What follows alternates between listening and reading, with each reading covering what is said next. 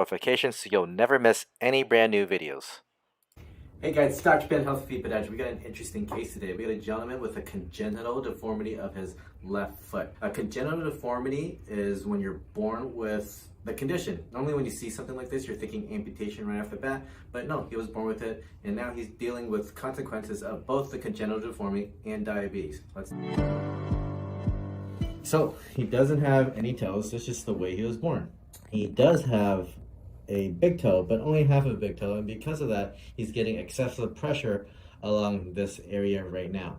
So we want to prevent any diabetic foot ulcers. So what we're going to do today is going to shave it down. We're going to discuss, some surgical options to prevent this ulcer from coming back. Normally, you have other toes to kind of take off some of that pressure, to take some of that pressure as well, but because he only has one toe, it is causing excessive pressure at that one point. So he's here for a second opinion, and that's what we think we are considering doing, because he's a high-risk patient because he is diabetic, and I think we are developing an ulcer here. Because normally when you have a callus will look yellow like this, but when it starts becoming discolored with this bleeding right here, this is dark black, dark brown, whatever color you want to call it, we are potentially developing ulcer underneath. So we're just going to slowly dig at it and see what's underneath. Autumn said there's a possible odor to the ulcer. We will see. Generally when there's a little odor, means there is a wound brewing underneath. So how long would you say you've had this callus? Is this just like an ongoing thing? It's just ongoing. Ongoing. Yeah, so that's what these pressure points will do. You'll develop them, we'll shave them down. We'll shave them down, and then they'll come right back because there's that pressure point. So we'll need to, if he wants, we'll consider doing a surgical procedure down the road to eliminate these pressure points that are causing these ulcers. Can I smell it again? Yeah. Mm-hmm. Yeah, that's, generally just, a lot of wounds will have these, that smell.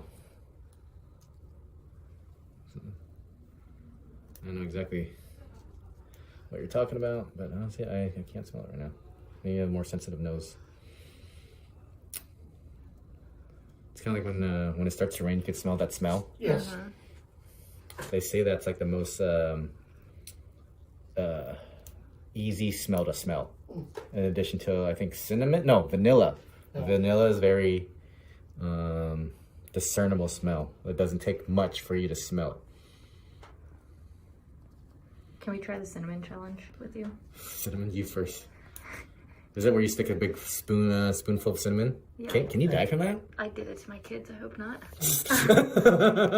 Parent of the year, Autumn. Here we go. Well, in my defense, they were taking spoonful of Nesquik. And I said, well, if you want to do that and eat that, try this. So we can kind of see there's a little fissure there. Almost like, yeah, it is an ulcer. The fissure is an ulcer. Think of it as like a crack in your skin. And that's what we're dealing with here. And we're just shaving all this skin down. And he's going to keep developing this until we, treat the underlying cause. So conservatively, what we do is we, you got the custom insole with that area offloaded. But that can only do so much because that bone is still sticking down and putting pressure. We're looking at an x-ray of both of his feet. You can see right here in his right foot, he has all the normal bones that you would normally have in a normal foot. But over on his left foot, you can see he's missing a lot of the bones that he has on his right foot right here. This is where he is having his ulceration. Instead of all that pressure being distributed across all of his toes, on his left foot, all that pressure is going right there on the tip of that toe. Yeah, ideally, remember, like I said, you should have the 4 other toes here to take off some of that other pressure, because that's the only toe. That's the only pressure point when you walk. So for what it's worth, the ulcer is not infected. It's pretty dang small, but it's going to keep coming back until we address, again, the underlying issue. which is that bone. Questions on treatment plan, sir? And again, like I said, it's a pretty relatively easy procedure. It's called an arthroplasty that we would do of that bone, just where we would just take the little tip off the bone. All right. Any doctor should be able to do it. You go with whoever you're more comfortable with. Okay. All right. So, like I said, good news, not infected, pretty stable. We'll take a quick measurement of it. It's about 0.5 by 0.6. And let's guesstimate the depth. Let's see, by 0.3.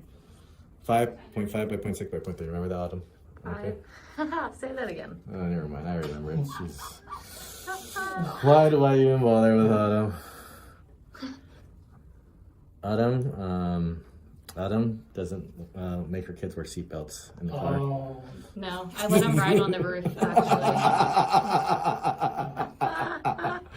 Terrible. I love it. Okay, so let's just take a quick overall view. So we have this ulcer, nice and stable, nice and clean after getting it cleaned out. We just got to get the underlying issue. Let's take a quick overview of his foot.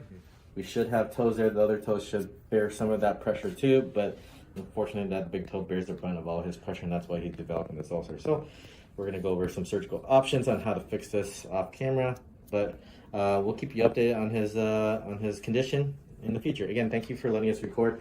Thanks for tuning in, guys. Dr. Ben, Healthy Feet Podiatry, and I'll see you guys in the future. Hey, subscribe to my YouTube channel. Bye.